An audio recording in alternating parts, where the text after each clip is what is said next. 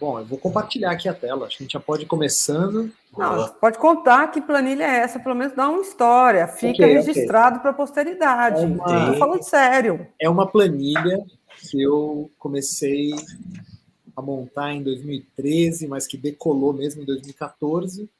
E essa planilha ela reúne os lançamentos de tipografia brasileira, inicialmente naquele ano e depois ainda teve retroativo 2 anos com a ajuda do Ricardo Esteves, e eu segui atualizando essa planilha nos anos seguintes, e hoje já tem ali quase uma década de reunido lançamentos tipográficos. A gente está querendo ver como é que a gente desdobra isso em um outro espaço. É isso. Muito bem. Muito bem, então. Vamos começar, meu povo? Bora. Até porque a gente quer ter mais tempo depois para saber a opinião da galera. Então vamos lá. Aqui, apresentação. Tipos BR e o consumo de fontes no Brasil. Então vamos lá, deixa eu fazer o início aqui. Como eu estava falando agora, essa é uma apresentação que está relacionada com a planilha. Na verdade, eu comecei a criar várias planilhas desde que eu me mudei aqui para os Estados Unidos, com o meu tempo livre, digamos assim. Assim que eu cheguei aqui, eu comecei a criar algumas planilhas. Então, por exemplo, a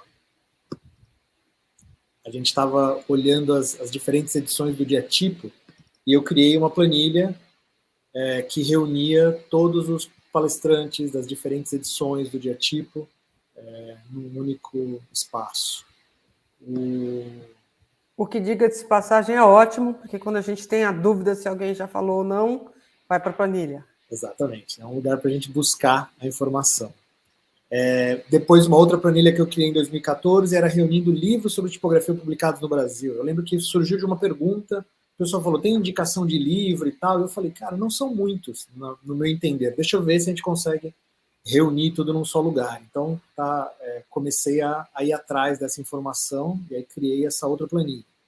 Aí, mais para frente, isso era usado para poder entender qual era a frequência de títulos publicados, porque eu usava isso em palestra falando que quando eu estava na faculdade, que é entre 98 e 2001, tinha quase nada de publicações em português. E hoje em dia a gente já tem um conjunto, né, de produção de livros em português, seja de autores brasileiros ou estrangeiros traduzidos, que é bem mais extensa e bem mais compreende o campo de uma maneira bem mais extensa. Fiz uma outra planilha de eventos de tipografia pelo mundo. Ele listava tudo isso e compartilhava, né? E era isso, era uma planilha com professores que ensinaram tipografia na universidade no Brasil. Isso começou com uma pesquisa informal no grupo do Tipocracia no Facebook, e eu perguntei para as pessoas, quem te deu aula de tipografia na faculdade e quando? E aí, somando as respostas, eu comecei a mapear essa lista de professores. Uma outra é uma lista de brasileiros que estudaram type design fora. Olha ali, a Fernanda está encabeçando a lista ali, ó, 96, base. Mas deve ter gente antes, não é possível. Sim, exato. Essa é a questão toda com relação às listas. Elas nunca são 100%. Principalmente a lista do qual a gente veio conversar aqui hoje, que é a Tipos BR. É uma lista que reúne lançamentos de tipografia. A gente procura fazer com que a lista fique completa, mas sempre vão ter coisas que fogem do nosso radar. E uma das ideias com o projeto que a gente começou a montar é tornar a planilha colaborativa para diminuir, ampliar, né, o alcance, digamos assim, da planilha. Mas essa, de fato, foi a planilha que ficou mais conhecida de uns tempos para cá. Uma das inspirações é a página do Luc Devois, que é um canadense pesquisador de tipografia. Ele é matemático e pesquisa tipografia no seu tempo livre, mas com muita disciplina. Então ele tem essa enciclopédia sobre tipografia, não só brasileira, ele pesquisa a cena tipográfica em todos os países. É uma coisa impressionante o tanto de informação que ele reúne, que ele atualiza, ele mantém isso atualizado, né, os verbetes, né, os nossos verbetes lá estão super atualizados, é impressionante. Então, a lista começou em 2014. Quer dizer, começou em 2013, mas em 2014 que eu comecei a juntar mais informação. E em 2014, como eu já morava aqui nos Estados Unidos, eu fiz uma enquete perguntando quais são as suas 5 tipografias favoritas de 2014 pelo Facebook, como uma maneira de incentivar as pessoas a conhecerem, irem lá, olharem os lançamentos e escolherem as favoritas. E aí tinha essa imagem que reunia, né, as tipografias até publicadas naquele ano que eu consegui encontrar, junto com a galera. Então aqui esse é o exemplo da enquete no Facebook, e eu reunia também as imagens no Pinterest, porque para as pessoas não ter que entrar em cada link. Então eu falava, tá aqui o conjuntão de imagens, vocês podem ir lá, dar uma olhada e escolherem a tipografia que vocês acharem favorita. Aí em 2015 segui fazendo isso, a lista foi ficando maior, né, mas foi uma sequência de enquetes, a enquete ia ficando enorme também, mas todo começo de ano fazia esse resumo, né, tu colocava em ordem alfabética essa imagem e era uma foto assim, né, do que foi produzido naquele ano também. Comecei a fazer uma publicação com o top 5, né, as 5 mais votadas, o pessoal divulgava entre os amigos, pô, vota em mim, eu tô entre os primeiros, tal. E isso foi nutrindo também a planilha, porque eu sempre perguntava para as pessoas antes, vocês estão sabendo de algum tipo que saiu esse ano que ainda não está na planilha? Me avisa e tal. E com isso foi se criando esse hábito, né, dentro da página do Tipocracia. Aí veio pandemia e estava começando a ter muita fonte, então começava a tomar muito tempo e isso foi deixado de lado. Esta aqui é a última listagem que foi feita dos vencedores. Aí, durante a pandemia já, teve um momento em que a Flávia Zimbardi, no Twitter, ela fez uma provocação, começou a perguntar quem aqui conhece type designers mulheres brasileiras, ou fontes feitas por mulheres. E aí eu lembro que, a partir dessa provocação, eu falei, poxa, eu sei que tem bastante lá na planilha. Então eu destaquei as tipografias que foram feitas por mulheres, coloquei elas com uma marcação diferente de cor e fiz uma divulgação, uma postagem apontando para a planilha, falando que lá tem mais de 100 tipos feitos por mulheres. E foi um momento em que teve um acesso muito grande na planilha. Então eu falei, poxa, foi uma informação que gerou muito interesse. E a partir daí, eu vi que era importante criar abas, né, específicas. Então, tem uma aba na planilha só de produção das mulheres, tem uma aba de tipografia custom, uma aba só para texto, né, tipografia de texto versus tipografia display, tem uma aba só para dingbats. Então, assim, eu procurei segmentar os itens da planilha para que facilitasse o acesso também das pessoas a essa informação. Quando ela quiser, poxa, eu quero uma fonte feita por mulheres, já tem uma aba que filtra isso. E depois de um tempo, eu comecei a fazer a puxar estatísticas, né? Já tinha tanto, já olhei para trás e falei, nossa, já tem quase 10 anos de informação aqui. Então, se eu cruzar alguns dados e começar a ver como é que os números se comportam, então aí começou a ficar interessante de poder ler como é que foram essa década, né, da produção tipográfica brasileira. E aí eu separei aqui para essa apresentação inicial 2 recortes, um falando de tipografia custom e um outro depois de tipografias feitas por mulheres e pessoas não binárias. Então aqui custom, tem aqui alguns exemplos da produção custom da última década. Rio 2016, ainda da Automag, o Fábio Hag trabalhava lá com o Fernando Caro. Isso 2012. Tem aqui o exemplo da Petrobras, outro projeto grande de impacto, através da Automag em 2013. Tem aqui o exemplo da Unimed, uma família extensa feita pelo Dilson Coan, também em 2013. Esse já é um segundo projeto que a Unimed investe em tipografia customizada, porque antes eles tinham uma tipografia customizada feita pelo Cláudio e pelo Tony.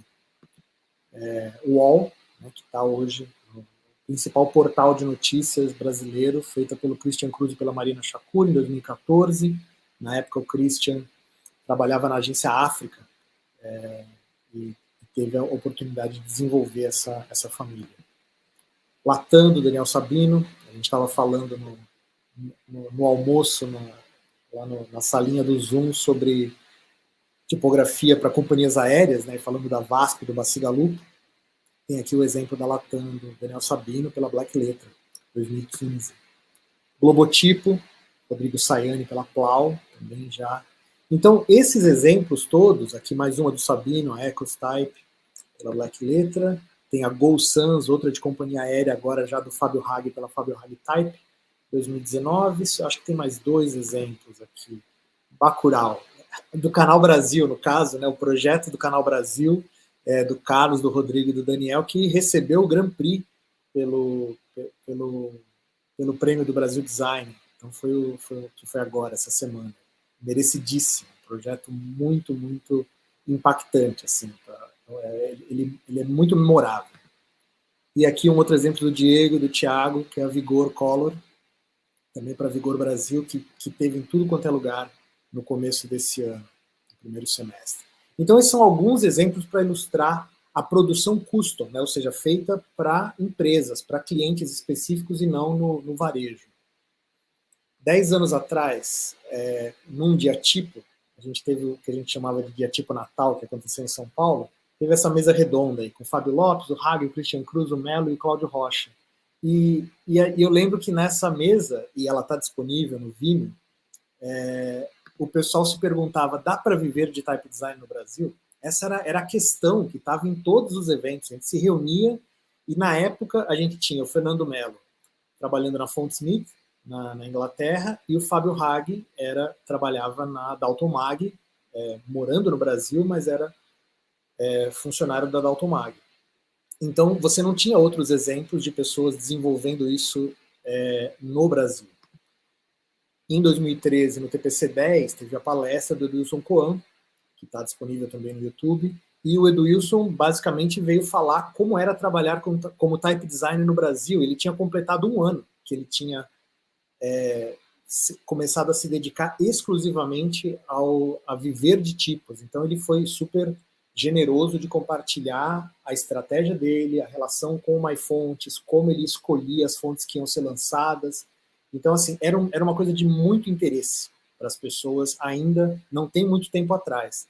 E a gente vê hoje em dia, né, a gente avança para 2020, você tem a Fábio Hag Type, que fez uma parceria, reuniu com o Bayer, com a Ana Leiden, com o Edilson Coan, o Henrique Bayer tem a Harbor Type, o Edilson tem a Do Type, você tem a Black Letra, você tem a Plau. Então você tem hoje vários estúdios que vivem de type design no Brasil. Então, assim, que tem o type design como uma parte significativa da sua produção. Então isso é uma mudança enorme no campo. Tá aqui a estatística dos tipos custom. Então tem aqui um levantamento ano a ano, de 2011 para cá, e olha só o crescimento, né? Ou seja, esse ano foram 20 tipos custom na listada aí. Faltou o Belotti na Hagtype. Boa, Diego. Então você já tem um crescimento enorme. Não significa que nos anos anteriores, né, ou seja, 2011 até 2019, não esteja faltando. Pode estar faltando ainda tipos custom que a gente não conseguiu identificar, mas ainda assim a tendência ela é bem significativa. E tem uma distribuição desses tipos custom na planilha de 2011 para cá. Então, Fábio Hagtype, Plau e Black Letra estão com a produção maior assim, nessa década. E aqui um exemplo de tipos de mulheres e pessoas não binárias. Então, aqui tem alguns casos. Sofia Mor, que falou no dia tipo X do ano passado, pela Latino Type, uma tipografia com o nome dela, entre outras, né? Essa é uma. Sofia Mor é uma das mais produtivas type designers brasileiras. A Vinila da Flora, ainda lançada pela Plau, onde ela está no Estúdio Passeio. A Frances, da Flávia Zimbad, com a Fedra Charles, pela Undercase, essa é do ano passado, e é uma das maiores tipografias, né? Como família tipográfica, ela tem 100 variações de estilo, mais de 100 variações de estilo, variable fonts, etc. E é gratuita, é também incrível. A Bork, da Luisa Littenberger, que ela mostrou em agosto, no dia tipo X Gráfica Amazônica. Eu acho linda essa fonte gótica, com um corte super contemporâneo. Esses são alguns dos exemplos. Essa daqui é o gráfico da produção de tipos de mulheres e pessoas não binárias, ano a ano. E às vezes, quando a gente olha o gráfico, chama atenção, por exemplo, nesse caso, tem um spike aqui, tem um pico em 2011, fala, nossa, mas o que aconteceu? Houve uma queda? Ou o que gerou isso? E aí você tem que olhar os números, né? Olhar a planilha. E aí, no caso, era porque em 2011, a maioria dos tipos feitos por mulheres foi lançado pela Intellecta Design e a Pintacilgo Print, que são duas type foundries que produzem muito tipo. Então, assim, é fora da curva. Então, para a gente entender essa combinação, então, ou seja, olha, a gente vê aqui a produção das mulheres, né, por cada type designer e não binárias, a Érica da Pintacilgo e a Isa W da Intellecta estão na frente. E a Shirlene também, que é da Intellecta. Então, assim, o gráfico de cima, se a gente colocar fora do gráfico temporariamente a produção da Intellecta, esse gráfico já começa a ficar mais como uma curva. E se a gente subtrai a produção da Pintacilgo, aí esse é o gráfico que aparece. Então, às vezes, o que mostra esse crescimento bem íngreme, né, com relação à produção feminina. Então, então é legal observar isso e poder olhar esses dados e prestar atenção no que está acontecendo. Bom, aí entrou a história do projeto, né, de transformar. Como é que veio a história de transformar a planilha? Um belo dia o Cadu entra em contato comigo e falou, Henrique, eu estava aqui fazendo um workshop de tecnologia e tal, e precisava de uma base de dados, eu criei um protótipo aqui de um site que usa a planilha como base de dados. Falei, pô, que legal e tal, isso parece interessante e tudo mais. Aí, beleza. Passou mais um tempo, Guilherme veio falar comigo, Henrique, eu uso bastante a planilha para procurar tipos brasileiros, e eu simulei um site aqui usando o banco de dados e tal. Falei, pô, acho que isso é um sinal, assim, que eu devo conversar, a gente deve se conversar. Então eu chamei os dois e falei, gente, vamos unir forças, vamos pensar o que dá para a gente fazer com a planilha, e a gente vem conversando tem alguns meses em como dar formato para a planilha fora do Google Sheets. Né? E aí o que a gente fez em novembro foi lançar uma pesquisa, uma enquete, né, chamada... Primeiro a gente reuniu perguntas antes da pesquisa. A gente começou a se perguntar onde as pessoas mais buscam fontes, quais são os principais critérios, quantos type designers brasileiros as pessoas conhecem, quem seria o público, né, da planilha.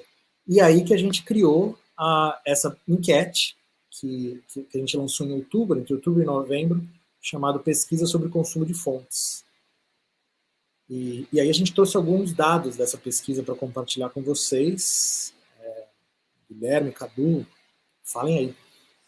Assim, a gente achou importante fazer essa pesquisa nesse primeiro momento que a gente estava começando a desenvolver o site, porque do ponto de vista de quem entra, quem é essa pessoa para quem a gente vai divulgar essas fontes brasileiras? A gente está falando de nós aqui que já estamos mais ou menos íntimos das pessoas que conhecem, que produzem fontes, que estão mais perto desse círculo, são outras pessoas, sabe quem é essas pessoas? Quem são essas pessoas? A gente não tinha certo e não tinha mais tanto sentido de produzir um site baseado só no que a gente achava que ia ser. Pode ser um site mais perto do Google Fonts, mais perto do iFonts, a gente não sabia, então valia a pena a gente ir atrás dessas pessoas e perguntar para elas coisas que a gente achava que fazia sentido ver dentro da planilha de coisas importantes, como o crescimento de tipos feitos por mulheres e pessoas não binárias, o ritmo de crescimento ao longo dos anos, o volume de tipos custom, o volume de fontes com todo tipo de licença disponíveis. Valia a pena a gente perguntar para as pessoas se elas estavam realmente procurando essas coisas.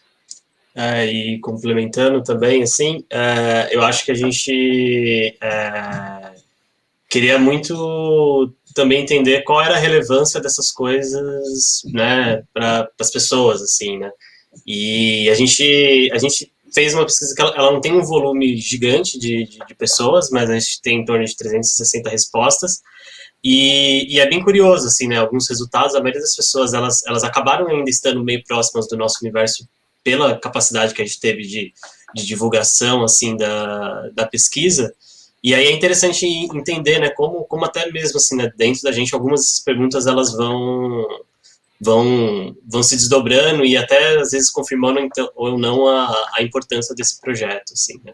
Sim, até o próprio alcance das planilhas a gente precisava saber para ver se a gente fazia alguma coisa próximo dela ou se a gente já partia para alguma coisa completamente diferente, sabe? Se a planilha não é o paradigma que as pessoas estão olhando, a gente pode testar outras abordagens. Sim. Aqui uma das primeiras perguntas, né, você compra fontes? E aí metade das pessoas nunca comprou fontes. E aí, claro, a gente pode associar isso a um público mais universitário. E isso são recortes da pesquisa que a gente ainda precisa fazer, mas a gente consegue ter uma ideia aqui né, ou seja, a porcentagem de quem compra com frequência, raramente ou não. E um dado interessante é que 80% eram designers, né? Então, né, 80% das pessoas estão trabalhando com tipografia todos os dias, né? E essa questão de não comprar uma fonte, né, da possibilidade, passa muito pela cabeça de todas, assim, ou melhor, a possibilidade de comprar a fonte não passa, né?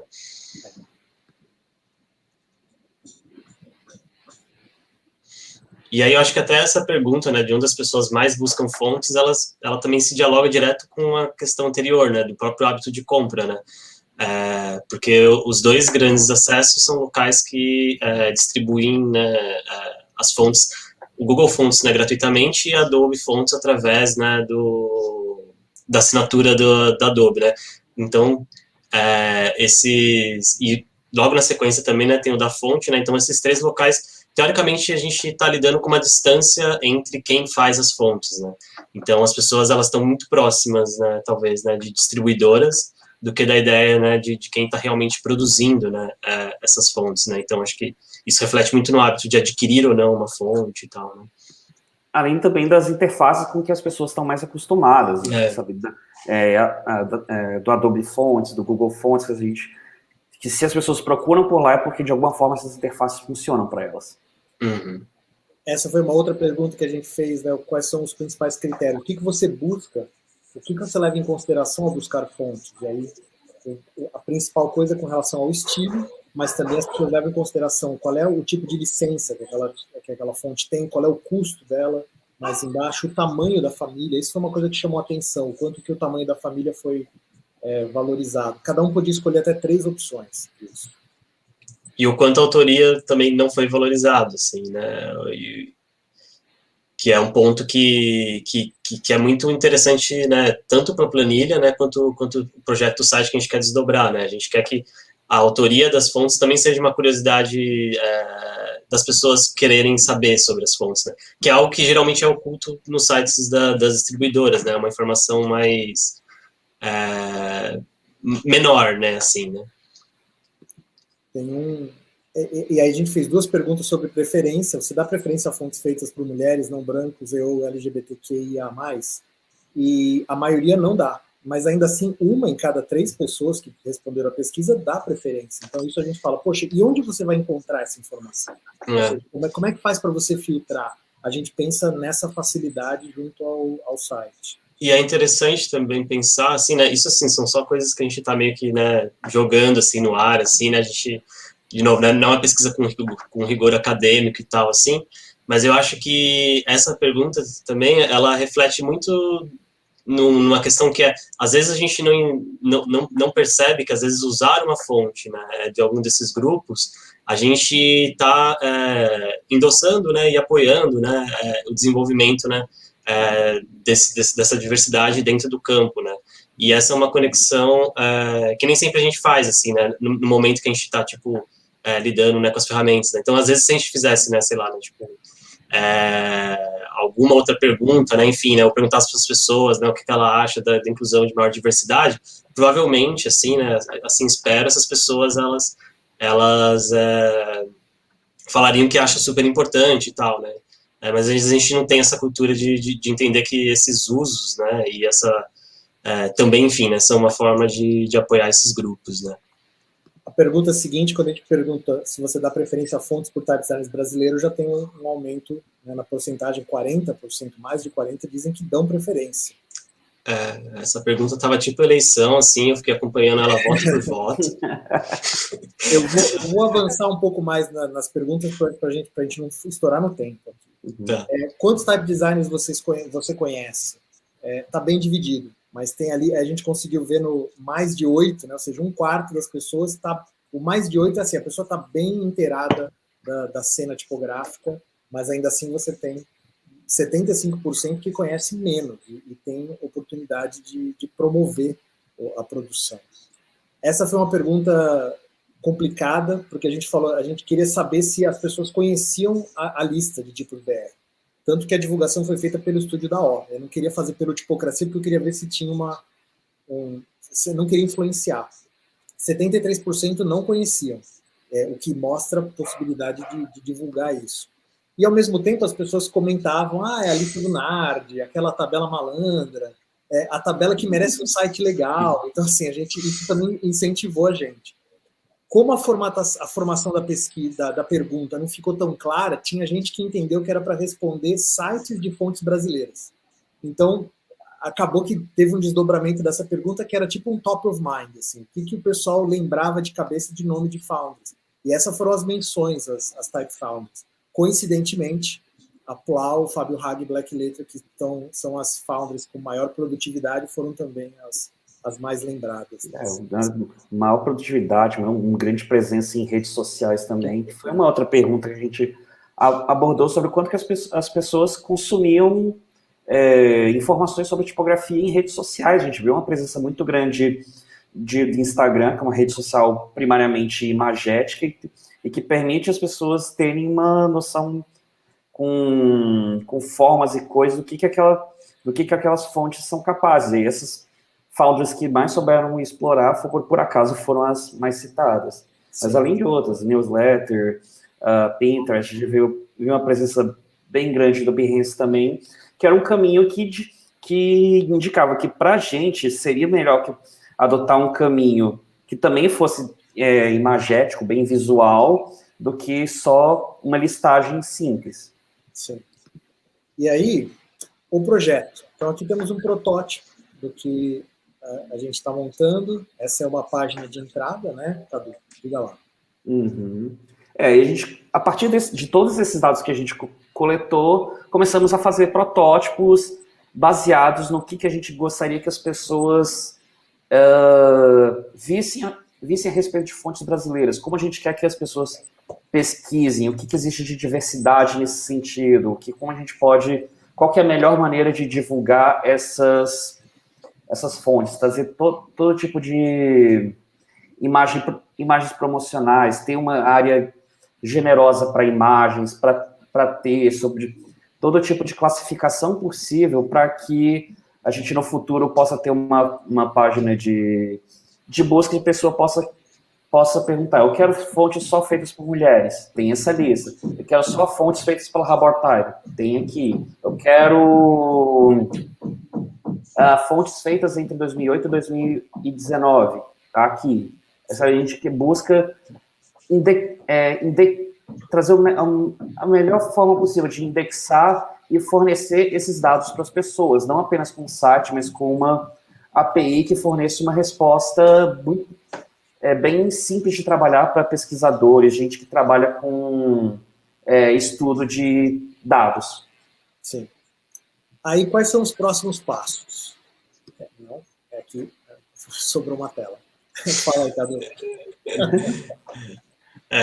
Eu acho que umas coisas, né, a gente já tem, né, um protótipo ali no ar, super beta, né, e aí, e aí a nossa ideia, né... Ele?